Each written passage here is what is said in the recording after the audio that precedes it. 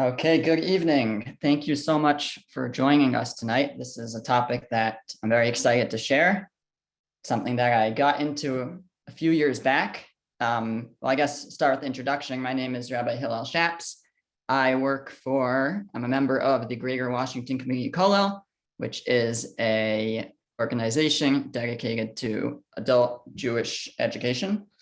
And particularly, I run the Links division, which runs programming for the wider Jewish community. And when things are normal, in the past, we've had a weekly Wednesday night program in the JCC in Rockville. And since the beginning of the pandemic, we've moved to Zoom and had a weekly Wednesday night class. And we've been doing various topics, series in and out. And this is our latest. It's one of the shorter ones, a 2-week, but it's something that I worked on a few years back, and now had a chance to get back into it. So the topic, the creation code. Before I begin, I want to just give credit to how I came across this topic and how I learned a bit about it. So I came across it when listening to a class by Rabbi Jonathan Rieti.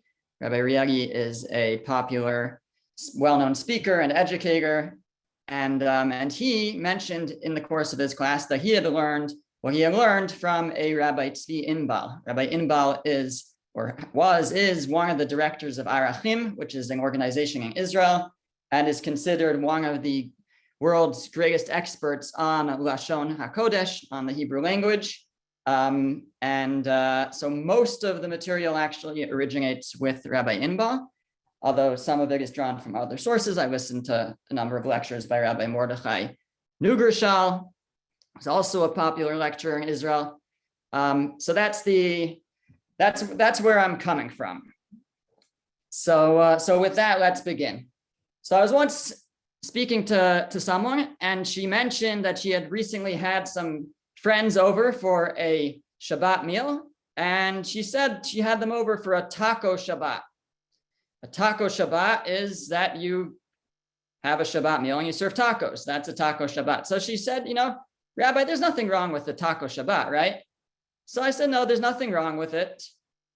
But I would mention that it's not just random, the traditional foods that we eat on Shabbat, on Shabbos. There's something to it. There's something deeper than maybe meets the eye. And I said, name me a few things that are classic to and central to a Friday night, imagine your Friday night Shabbos meal. What do you have there? So I'll give you a second to think about it. Imagine the scene. And what do you have there? So, of course, we have to have Shabbos candles, ner, a candle, and you have to have wine or grape juice to make the kiddush on. So that's yayin, and you have to have many people have fish, dag in Hebrew. Many people have meat, basar. Many people have missed an important one, challah, the bread. And we could throw in, because it fits, many people have soup, and soup in Hebrew is marak. So let's actually bring up the slides and we'll talk about this first for a moment. So here we go. So we have our candle, which in Hebrew is ner. We have our wine, yayin, challah, fish, dag, meat, basar, and soup, marak. Now, in Hebrew, every letter has a numerical value that goes to it. So the first letter of the Hebrew aleph is 1, bet, beis is 2, gimel is 3, etc. Yud, the 10th letter is 10, kaf, the 11th letter is 20, and then 30, 40, 50, 60, all the way up to 100, and then we do 200, 300, 400. So each letter has numerical value. So if we take the numerical values of each of these Shabbos items, then we get as follows. We get candle 250, yayin 70, 43, 7, 502, 340. Now, nothing seems too significant about that, but the Vilna Gaon pointed out that if you now add each of these numbers, so for the Ner, which has the value of 250, you add 2, 5, and 0, you get 7. You add 7 and 0, you get 7. You add 4 and 3, you get 7. 7 is 7. 5, 0, and 2, 7. 3, 4, and 0, 7. So maybe it's not so random that on the 7th day of the week, the Shabbos, we have all of these traditional foods. Now you can try it with other words. It's not going to always equal 7. I guarantee you that. It's very specific. And I mention this not because we're going to be doing a lot of numerical value, what we call gematria. It's not really the focus of tonight, but I want to just bring out the idea that everything was created for a purpose. There's a deeper meaning behind everything, and there's a deeper meaning behind the words of the Hebrew language. And it's very possible that within these words, there's a hint already to its very purpose, which is Shabbos. The purpose of these creations, perhaps, at least on some level, was to have them to be able to experience Shabbos. So we're going to talk tonight about Lashon Hakodesh. Literally, Lashon is a language, Hakodesh, the holy language, the sacred language, which is how we refer to the Hebrew language of the Torah, of the Bible. And this would be how we would refer to the language of the 5 books of Moses, the works of the prophets, Torah, Nevi'im, Kesuvim, all of Tanakh, all the sections are written in Lashon HaKodesh. There's a small amount that's written in Aramaic, 1.5 books, but basically all written in Hebrew. And we refer to that as Lashon HaKodesh. What does Lashon HaKodesh mean? What does it mean to be Kodesh, to be holy? So Kodesh really, what it means to be holy or to be sacred is to be separate or unique. Kodesh is the same word for Kiddush, right? It's the same root. We sanctify the Shabbos by making Kiddush. What we're really doing is we're saying this day is separate. When we say that God is the Hakel HaKadosh, the holy God, the sacred God, it means he's separate. He's so totally beyond us. Lashon HaKodesh means it's a language that's separate. It's a language that is unique, that's different than all other languages. The question is, what makes it unique? What makes it different? So really, to answer that, we have to know what a language is in the first place. What is a language? And there's been a lot of discussion over the centuries as to how to define a language, how languages develop, all of that. But let's take from a Google search in the Encyclopedia Britannica, and they give at least 2 definitions from scholars of language. So here it says, many definitions of language have been proposed. Henry Sweet, an English phonetician and language scholar, stated, language is the expression of ideas by means of speech sounds combined into words. So you have sounds, you combine them into words. Words are combined into sentences. This combination answering to that of ideas into thoughts. Okay, so you make sounds, they become words, words become sentences, and we can process that and understand what is being conveyed. The American linguists Bernard Bloch and George L. Traeger formulated the following definition. A language is a system of arbitrary vocal symbols by means of which a social group cooperates. And I underline the word arbitrary because that's really the most important word. Language is convention. It's what people agreed on would mean what it means. It's arbitrary. So a table is a table because we've agreed that a table is a table. It could have been a schmable or a wable or a cable or anything, but we agreed that it should be a table. That's true for all languages except for one. Lashon HaKodesh, the Holy Hebrew language. The Holy Hebrew language, it's not arbitrary. Every word means what it means because it means what it means. And we'll try to bring that out, what I mean by that.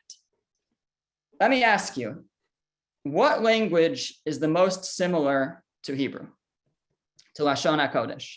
What's the most similar? So the most similar is modern Hebrew, because that draws mainly, greatly from Lashon Hakodesh, much of it. But beyond that, you'll probably be thinking, maybe Arabic, Aramaic, Semitic languages that are very similar and they have a lot of overlap. Shalom Aleichem, Salem Aleikum, right? So we have a lot of that between Arabic and Hebrew, and Aramaic and Hebrew as well. But it's not what I'm looking for. What I'm looking for is that the most similar language to Hebrew, to Lashon HaKodesh, is the chemical language. The chemical language, where you have, for example, I know nothing about chemistry, by the way. I took it, I think, in 9th grade, and then that was it. You have H2O, right? H2O. What is, if you tell me H2O, so do I know what you're talking about? So if I know a little bit, then I know that H2O, which is water, I know exactly what it's made of. It's made of 2 hydrogen atoms and 1 oxygen atom. I know exactly what is H2O because the letters and numbers that describe it actually have a meaning to them. Now, the word hydrogen comes from hydro or wherever it comes from. It's conventional. It means that because it was agreed that it doesn't, in its essence, mean anything. It's taken to mean, over the centuries developed that it means hydrogen, but there's nothing more to it than that. But H2O means hydrogen and oxygen combined. So there, it's telling us exactly what it is. That is how it works also in Lashon HaKodesh. In Lashon HaKodesh, the word, every letter has a meaning to it. The word for letter is os or ot. It means a letter, but it also means a symbol because the letter actually symbolizes something. It represents an idea, or it could be a letter could have more than one idea that it represents. But every letter is representing something, and every word is made up of a group of letters that come together to form an idea. So even this word, for example, we'll go into more detail about certain letters tonight, certain letters in next week, but just very briefly, the letter Aleph refers to the hidden spiritual essence behind something. The letter Vav, the middle letter here, is a connector. A Vav actually in Hebrew is a hook, and the Vav at the beginning of a word means and. It's a connector. The letter Tav, a Tav is also, these are all Hebrew words. Tav means a sign of some sort. So it represents a physical symbol. So if you take those 3 ideas, Aleph, the hidden spiritual essence of something, Vav, the connector, Tav, the physical symbol. So what the word os, ot, which means letter, but what it really means is the spiritual essence of something connected to a physical symbol. It's a physical symbol for something's essence. That's what the word os means. Simply translated, though, it's just a letter, but it's much more than that. A letter is the essence behind the symbol. That's what that word means. So now the fact, though, that a given letter represents an idea is also not arbitrary. The reason why each letter represents each idea is because that is the best letter to represent that idea. So it could be the sound, it could be the shape, it could be both. But that is the best way to represent that idea. So there's nothing arbitrary about this language. It's Lashon HaKodesh because it's unique. It's different than any other language. It's also called Lashon HaKodesh because it's the holy language, because it is the language that God used for his Torah. And not only did he use it for his Torah, but it's the language that God used to create the world. You look in the Torah, God says, Yehi or, let there be light. And there was light. What language was that in? It was in Lashon HaKodesh. And the Kabbalists explain that even the perpetuation of the world, those original utterances that created the world, they're still sort of in existence today. If God were to remove those words, existence would cease. The world would cease to exist. It's the words themselves with which God created the world that still holds up the heavens, and the earth holds up all of existence. So within these words is the essence of all of creation. When the Jewish people are building the tabernacle, the Mishkan, while they're traveling in the desert, so the one in charge is Bitzalel. The Talmud says that Bitzalel knew how to join together the letters with which the world was created. The Mishkan, the tabernacle, was like a mini version of the world. Bitzalel was kind of creating a mini version of the world in the tabernacle. He understood the system by which the world was created, the letters, how they combined to create words. That made him the perfect person to be in charge of building the tabernacle. We see actually all the way back in Bereshit, in Genesis, that the name of something actually has, a deeper meaning to it. God brings all the animals before Adam, and it says that he named them. And it says there, whatever he would name them, Hu Shemo, that was its name. Meaning the names that Adam assigned to the animals actually spoke to the essence of that animal. Because every word, every letter traces back to an idea, and together they can bring out the essence of something. So this is what we're going to try to embark on and try to see some examples of this. And we'll see it's not so hard. Every area of Torah has many layers to it. So we actually have a abbreviation for that. It's called Pardes. So the P is for Pshat, the simple understanding of something. Then there's Remez, sort of what's hinted to. Then there's Drash, something that you can extract from something. And then there's Sod, which is more of the Kabbalah. So if you explore, the meaning behind the Hebrew letters, if you would Google that, you would come up with lots of different things. There are a number of experts. They may be experts. They're just not what I'm working on. They know the Kabbalah of it. So you'll find a site that tells you the hidden meaning behind a letter. What it represents this, it represents that, in a Kabbalistic way. But that's what we call sod. It's hidden, it's secret. It's not there to be seen. It's beneath the surface. And what we're doing tonight, though, is much more surface level, much more logical. We're going to demonstrate the beauty, the depth, the complexity, and the clear and obvious design of Lashon Hakodesh. And thereby, I think we will demonstrate that this is a divine language. It's not something that human beings could come up with, especially when we compare it to everything else that we've come up with, right? When we see the complexity, the clear design, then that should be very, very obvious. So let's get started. Okay, so the first question is, how are we going to know what a letter represents? How do we know what the meaning of any given letter is? So there are basically 5 different ways. So number 1, this is not in any particular order, the name of the letter. So every letter, actually, the names of the letters have meanings to them. Aleph is like teach. We'll talk more about Aleph next week. Bet, Beis is from Bayis, a house. Gimel, Gomel, to give. Daled, like Dalet, a door. Hey is also a type of giving. Vav is a hook, as I mentioned before. Zayin is a weapon. Everything has a meaning to it. So that's the first hint that we'll get to what the meaning behind the letter is just simply the name of the letter.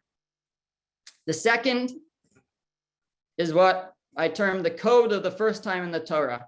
Based on a passage in the Talmud in Baba Kama, the first time the letter is used in the Torah within a root, not as a prefix or a suffix. The first time a letter is used at the beginning of a word in the Torah, that word is also going to tell us about what that letter represents. Number 3, the sound of the letter.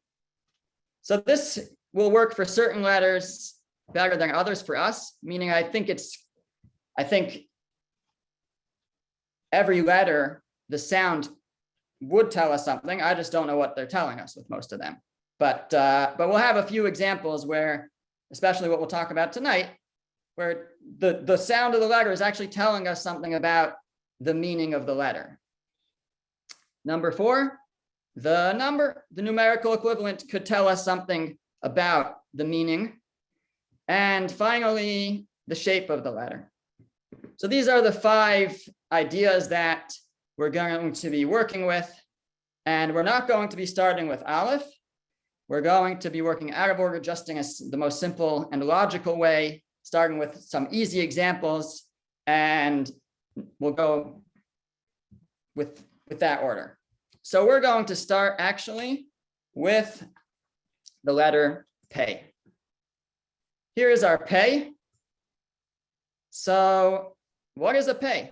What does the word Pei mean? So a Peh is a mouth or an opening. So here we have it. The name is Pei. It makes a P sound. If sometimes it's a soft Pei, so then it's pronounced as F, but the main pronunciation is P, and it means a mouth or an opening. Now, interestingly, the way that you make the sound P is you P. Try it. Open your mouth, right? It's one of the letters that's formed with the lips. In order to make the sound, you actually have to open your mouth, right? So that's how you make the sound, with your lips.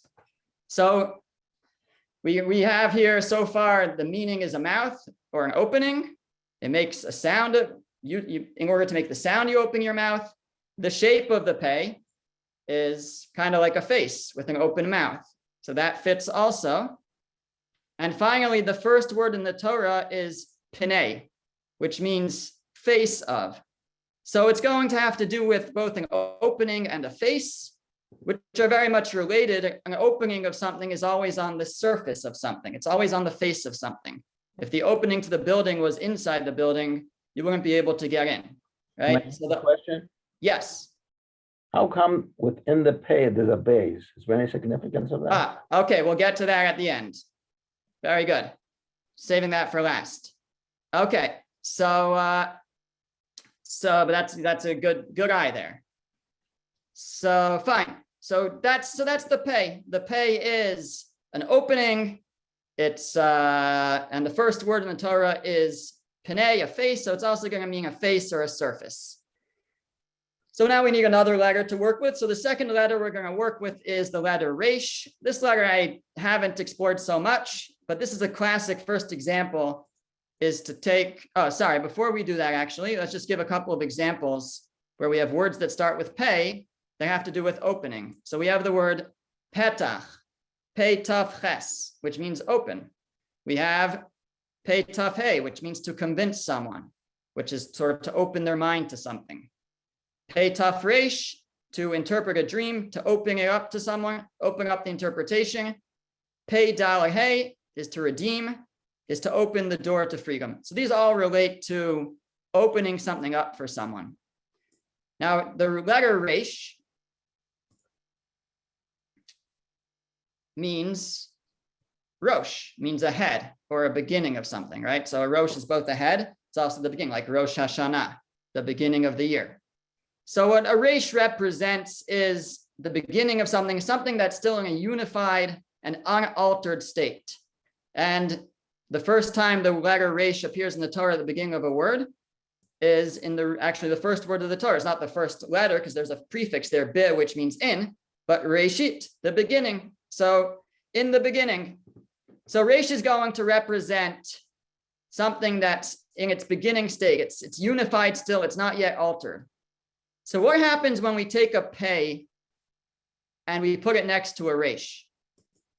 So then we're going to have that we are breaking open something. We are opening up or breaking up something from being in a unified and unaltered state. So we're starting with something that's a Resh, that's a Rosh, and the Pei is now opening it up. So let's see. Hebrew is studied mainly as 3-letter roots. Is that a question? I was going to say, I mean, and if you're talking about the shape of a letter, aren't many letters formed from the resh as a base? Yeah, excellent. Well, they're formed from different letters like yud and vav. That's true. And Yeah. there are connections with that also, more so in the Kabbalistic. I don't think tonight we're going to touch on any of that. We might touch on some of that at some point, but that's a very good point also. A lot of the letters are formed, they're combinations of other letters, and those are significant. So you might, figure out the numerical value of the number of the letters that combine to make another letter. Just to give you an example, an aleph is a vav and 2 yuds. So it has a value of 26. So that could be significant. A vav is 6, each yud is 10, that's 26. That could be significant. And I'm referring specifically to the fact that you said that a resh signifies something that's unaltered. And then you take that as a rosh as the beginning, and you use it to form other letters, like maybe like a bet or a chaf or something. Interesting. Okay, so what she's saying is that resh, which means the beginning of something, is actually the beginning of other letters. It's used to form other letters. Okay, that's an interesting idea. Fine. So let's look at some of the 3-letter roots, because Hebrew is made up mainly of 3-letter roots, which others say is really 2-letter roots, which we're saying today is really 1-letter roots.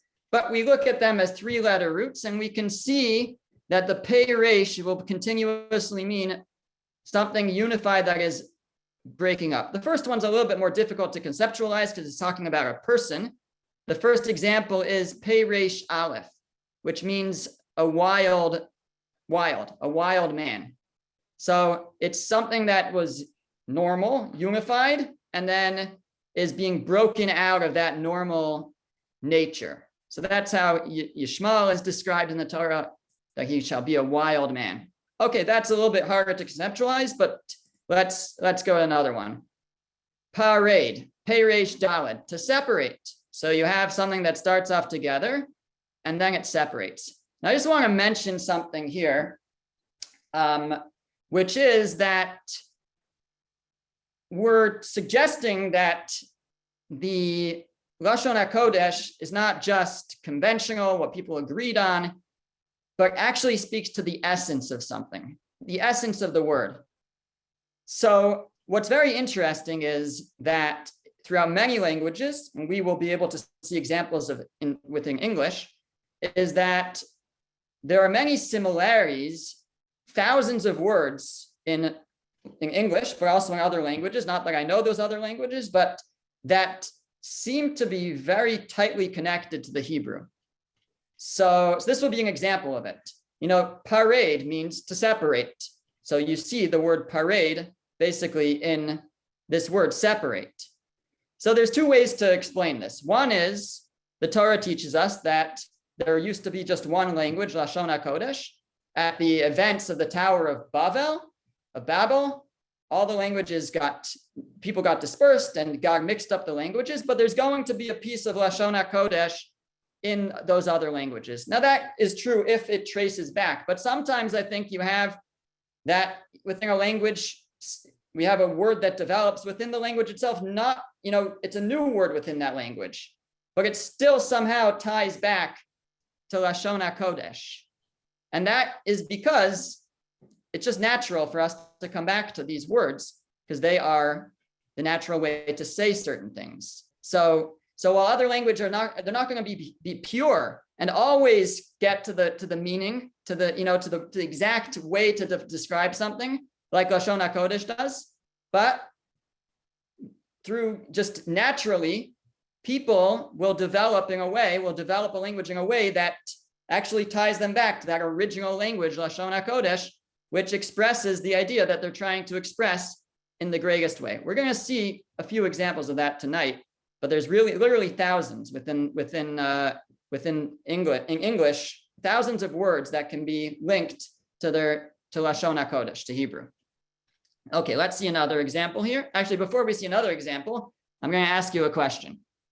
The question is, which of these letters is pregnant? These are all the letters, 22 letters of the Aleph base. What do you think? Who looks pregnant? Now, don't say it out loud, but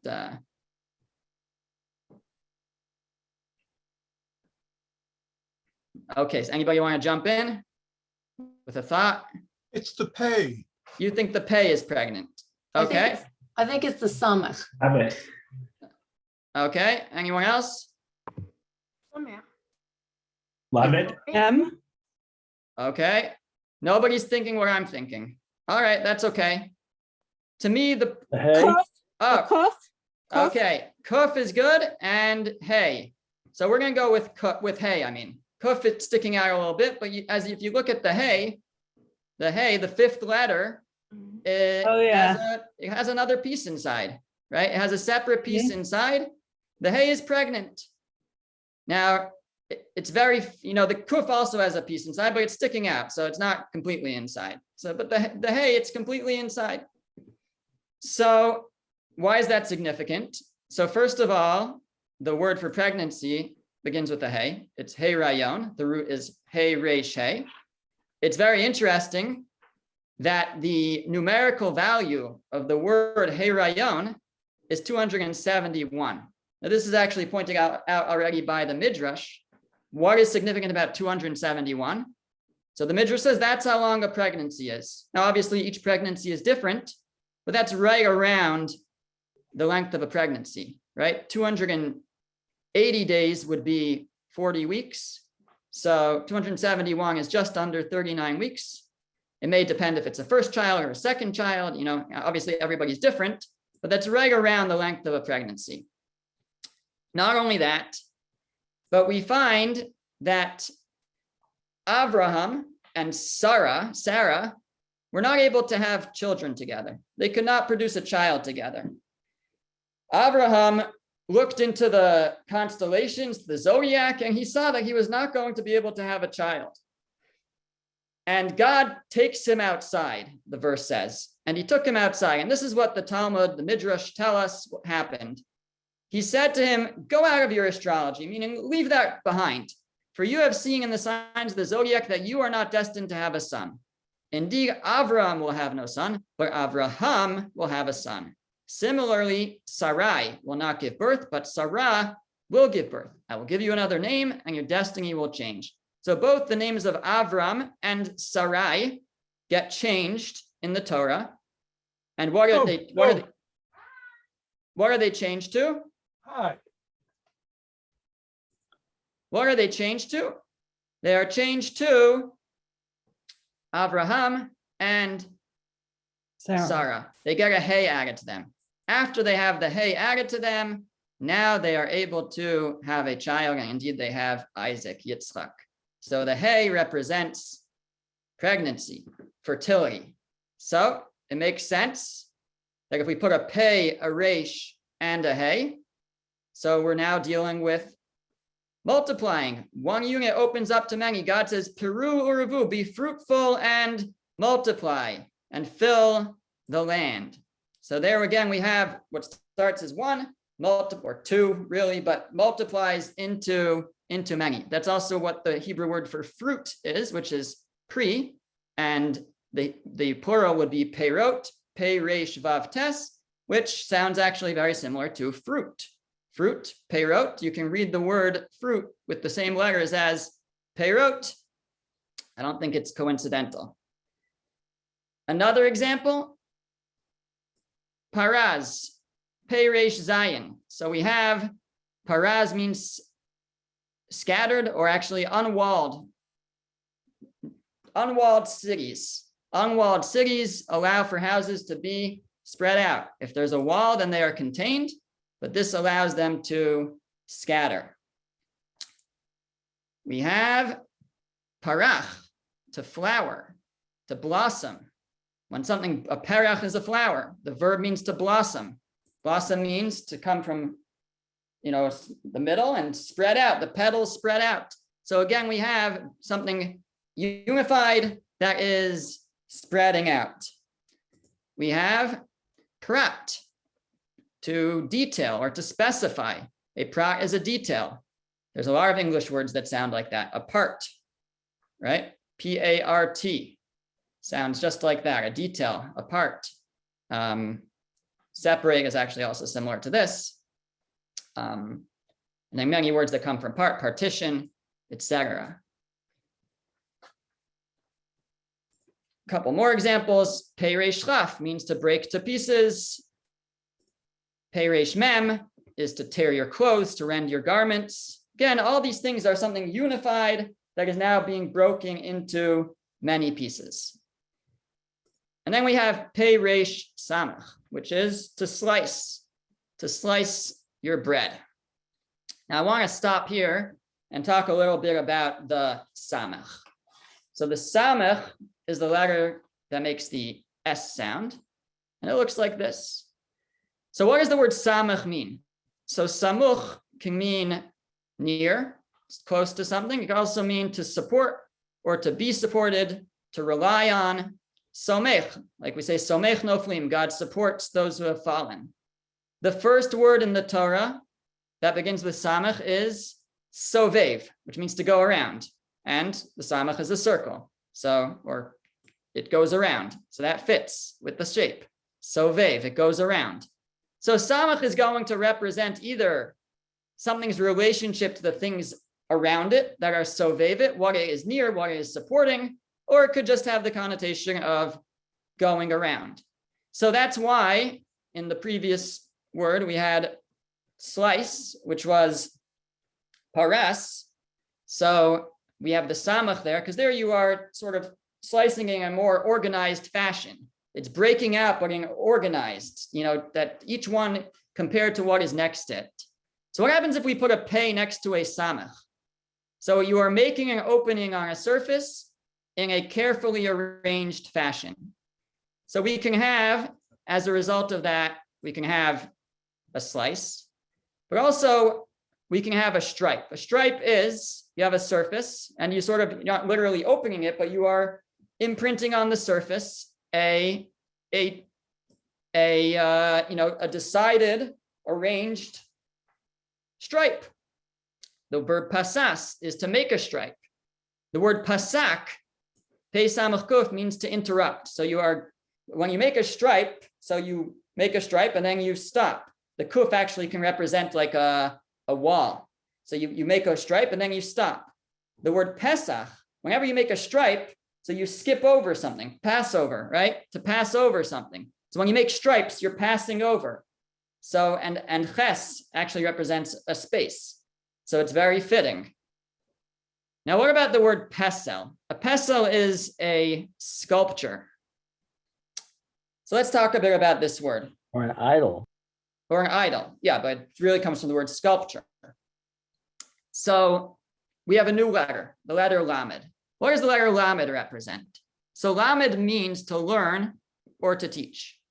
Now, when we talk about learning and teaching, so we're talking about learning. We're not talking about acquiring knowledge. We're talking about learning how to live. Limud Torah, studying Torah is about learning how to live, learning what's right, what's wrong. Do I do this or do I do that? What should my goal be? Where should I be going? What do I need to be doing? The shape of the lamed is reaching up. It's shooting for a goal. And by the way, the lamed as a prefix can mean 2 or 4. So it speaks of something, a direction of something, a purpose of something. So that's what a lamed represents, the movement towards a goal or purpose. So now we can understand the word lev. A lev is a heart. We're going to talk about the bays at the end, but be means in. So the lev is the inner goal, the inner heart, the inner drive of someone. And we find in the Torah, the word lev is not used to mean the organ, the heart. In general, it's used to mean what the person's drives and desires are. So here is one example, that the thoughts formed in his heart are only evil. That's, I guess, more of a negative example. We have to love God with all your heart. So this is your drive, your inner passion, your inner goal. So what if we have our pei and our samech and our lamed? So that would mean to make an opening on a surface while going around the samech with a goal in mind. That is exactly how you make a sculpture. You have to know what your goal is. Then you make openings on the surface and you go around making more chiseling away, imprint, the imprint of the sculpture on the stone. So that's how we have the word pesel, which is a sculpture, or the verb also to sculpt. Now Rabbi, yeah. is that how you spell puzzle? Or is it a, Excellent. So yes, it's the same root. So let's talk about the word psolet. The word psolet is the unwanted part, the part that you don't need. There's not necessarily anything wrong with it. It's just not what you need, or it's not what you're going to be using. Now it's the same action. You're doing the exact same thing to produce the sculpture as you are to produce that which you are rejecting, right? Psolet, the unwanted part, is a result of sculpting. You form the shape, you make an opening on a surface while going around with the goal in mind, and you end up with two things from that action. You end up with a sculpture, and you end up with all the junk on the floor, which is the psolet, the unwanted part. So that's where the word puzzle comes from, which is somebody who is invalid for whatever it may be, or it could be an item is invalid to be used. It's something that is not used, not needed. That's the root of that word. Now, when we try to figure out what a word means, or what letters form it, or how to interpret the letters that form it, so we have to be coming from the perspective of the Torah. So let's take an example here. So we're still working now, we've moved from the pei, but now we have a kaf, but we still have that samech and lamed. So we have kaf, samech, lamed. Kaf, samech, lamed. So we have three examples here of three words that seem to have nothing to do with each other, all using the same letters. We have the verse that says, Kisil lo yavin et zot.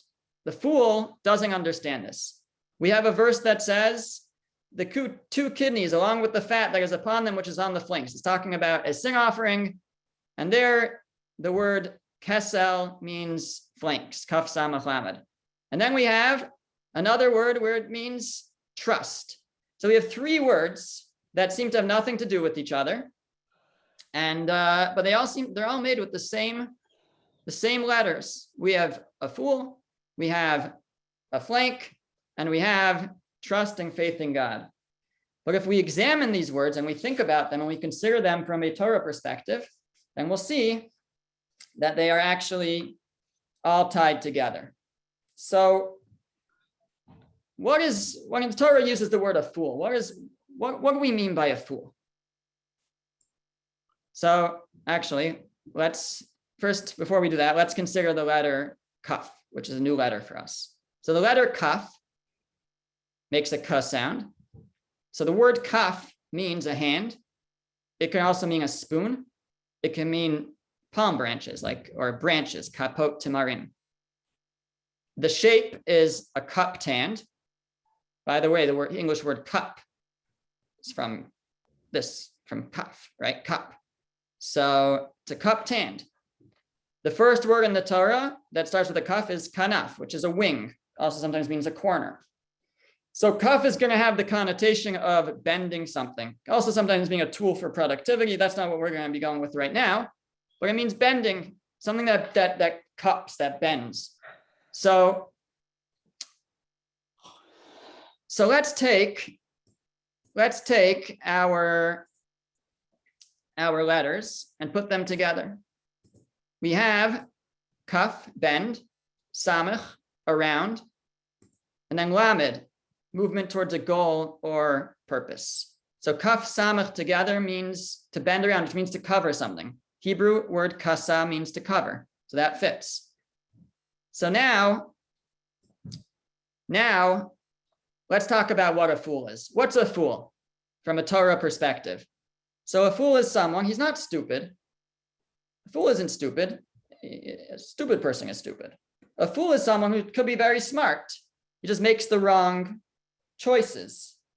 He's a person of intellect who chases his desires instead of considering what's really true and good for himself or herself.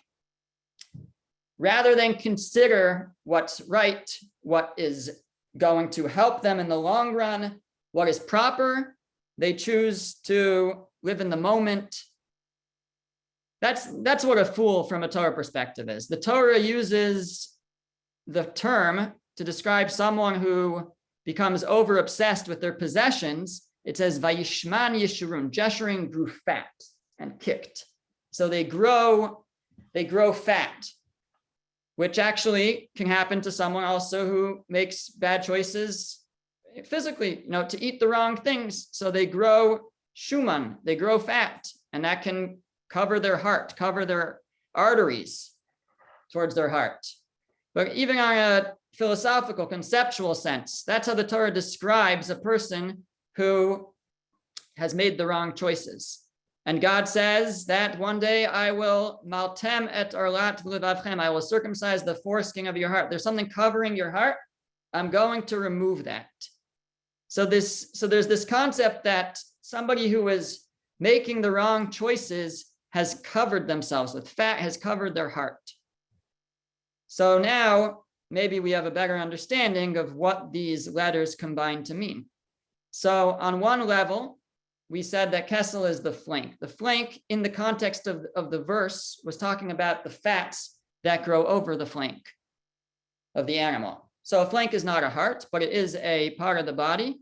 So this word Kessel could represent a part of the body that's covered in fat. As well, we have the fool. The fool covers his lamed, his lave, his heart, his purpose, his consideration of his goal. He doesn't consider his true purpose. He covers it. He lives in the present. And actually, in a similar way, someone who lives with faith also doesn't always think about the future, but in a good way. Person does what they need to do, does their best, and then they have faith in God. So they have to cover the lamed, the consideration of the future, the consideration of their goal. They trust in God.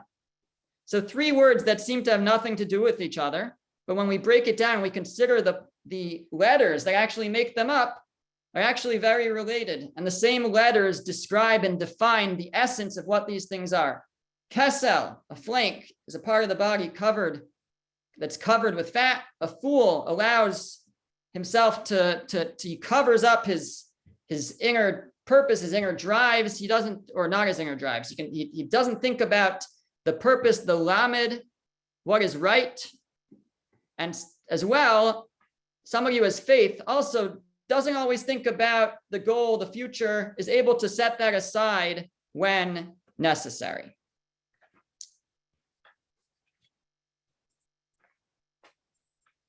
Now, what about the word kiseh? Also has that kaf and samach, which means cover. Then we have an aleph. So this one, I have an idea about it, but I'm going to wait till next week to share it because we're going to talk about aleph next week. So I'm not sure. It's an idea, but I think I like it. So I'm going to share it, but we'll wait for next week. Okay, now what if we've learned about a pei, we've learned about a lamed. A pei is to open something up. A lamed is to have like a direction or a goal. So what happens when we put a pei and the lamed together? So that would mean to open towards a specific goal or direction. So we'll have a word like palag, which means to split open in different directions. We have palat, which is to escape or to spit out. You're spitting out something specific. You're choosing what to spit out. You're escaping, I think you're opening up for a goal, for a purpose. Palal, pei lamed lamed, is to judge, to decide the correct direction, which way to go in. And the hit balel, to pray, actually also has that same root. Palal, to open one's mouth towards one's goals, to open in a specific direction, to open towards a goal. Pei lamed, to open towards a goal. So all these fit together with this. So let's just go back now. That was a bit of a side tangent. We'll close up the words that begin with pei resh, and then we'll try to wrap things up. So another example, pei resh ayin. So again, pei is to open up. Resh is something that is unified. So this is to grow one's hair wild, to uncover one's hair and allow it to grow wild. Parat, parats is either to spread out, but also to pierce something, to break through and to puncture. So you're spreading out, puncturing also spread something out. Parak, it can mean to remove something that's attached. Again, two things are attached, you either separate them or to break something apart. You may be familiar with the word parak, which is a chapter. It's a part of something larger. Also in English, there's many words like this, that fracture, fraction, fork, all seem to be based from this root. There's more, I think. Parash, to spread out, or ephros, paras is to spread out, or to explain something, to open it up. With faresh, a perush is an explanation of something, it opens it up. Okay. So coming back to the pay.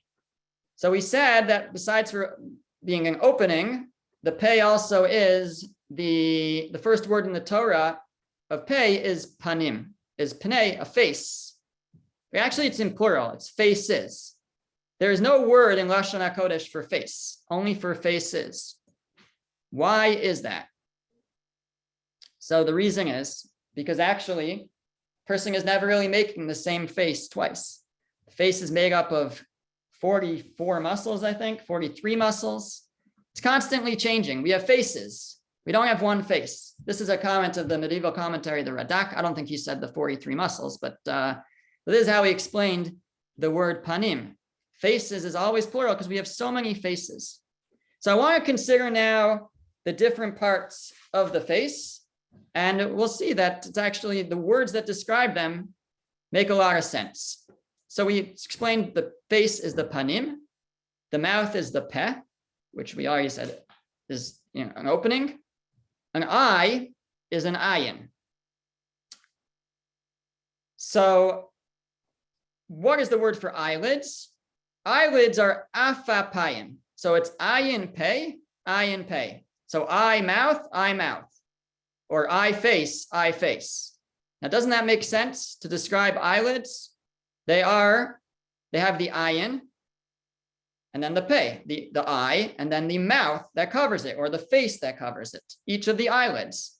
It's very logical. The af, the nose, has a pei in it. It has an opening. So not surprising that there's a pei there. Now the word ozen for ear is very interesting. We're not going to talk about right now why the word ozen, but I want to just point something out that's fascinating. So the root of the word ozen, aleph zayin nun, appears in another word in the Torah, and that is the word moznayim, the word scale. And the word izain also means balance. Now, can anybody explain what the ear has to do with balance? Probably can, right?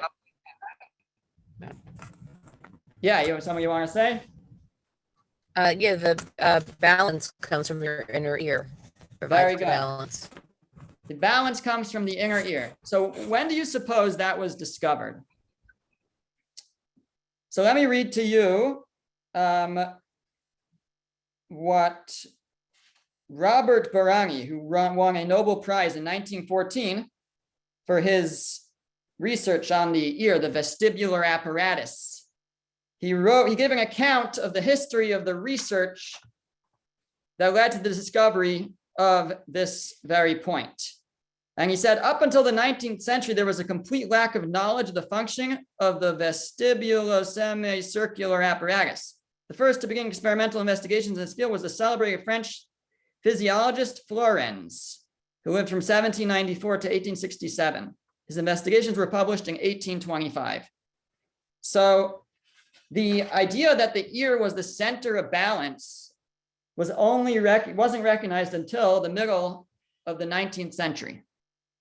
Yet whoever authored the Torah, may have been the inventor of the ear, knew that there was a relationship between the word ear and the word balance. Now, somebody once responded to this, well, maybe it's because the scale kind of looks like two ears. So it's possible, but it seems like a stretch to me. It seems that that there's a relationship here, that the word for scale, moznaim, and the word for balance, izain, is directly connected to ozen, to the ear, because the ear is the place where our center of balance is. Okay. Now I'm going to show you a list of words that I've mentioned already today. And I want you to see if you can identify which letter is not on this list. Now I made it easy because I put them in order. Right. Aleph, Gimel, Daled, Hey, Vav, Zayin, Ches, Tes, Yud, Kaf, Lamed, Mem, Nun, etc. So what did we skip? Base. The bays, the bet. The letter you're putting off till next week. No, I'm not putting that one off till next week. That's the one that we're closing with right now. Oh, okay. So the letter bet, the letter bays, the English equivalent of the letter bet is a B, or sometimes a V, sometimes it's soft. A bet comes through to bayit, which means a home.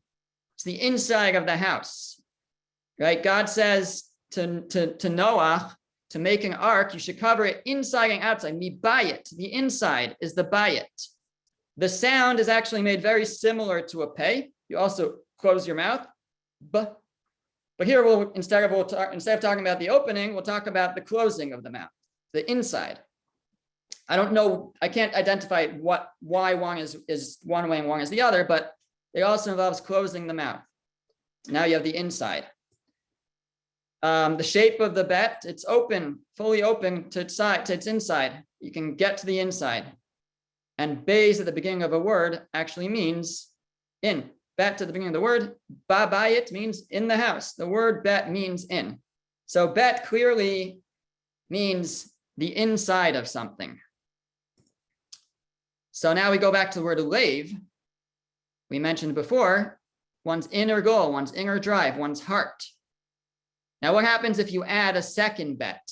And you shall love God, put God's name in there, with b'chol levavecha, with all of your heart. But it has two bets. So Rav Hirsch actually explains that it means like the innermost part of your heart. Not just your heart, but all the way, in. The deepest recesses of your heart, you should love God. The first place the word bet, the letter bet appears in the Torah is the word bara. Bereshit bara, the second word of the Torah. In the beginning, God created. What does creating have to do with inside? So creativity comes from the inside. You take an idea and you create. God had the idea to create the world. He created the world. The only one that ever creates, though, is God. We do not create. We can build, but we can't create. Creating, bara, means to create from nothing. What we do sometimes is we do bada. Bada is to make up. Again, something, we're creating something, we're making something up, but we're not creating from scratch. Only God created from nothing. The letter bet has a numerical value of 2, which is multiplicity, multiplying, building on something. So the letter bet is at the root of words that have to do with building. Bana is to build. The materials for building have the bet nun in them. Teven, straw. Evan, stone. Livena, brick.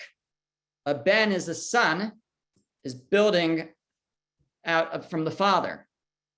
I want to close and talk about for a second the word bina, which is the word to extrapolate, to understand or to extrapolate. So we have concepts of, let's say, chachma, which is like wisdom, dat, another knowledge, and the commentaries discuss what each of these words individually mean. But when they talk about the word bina, which we usually translate as understanding, from the word lehavin or mevin, like a maven, to understand. So they say, Rashi, many others, it's to be able to lehavin davar mitoch davar, to understand one thing from another thing. So what that means is that you are given some information and you are able to see to the inside of it. You're able to see what's behind, what's inside, and then extrapolate out. That's what bina is. That's what understanding is. So bet represents the ability or one of the ideas behind the bet is to see the inside of something, build out from there.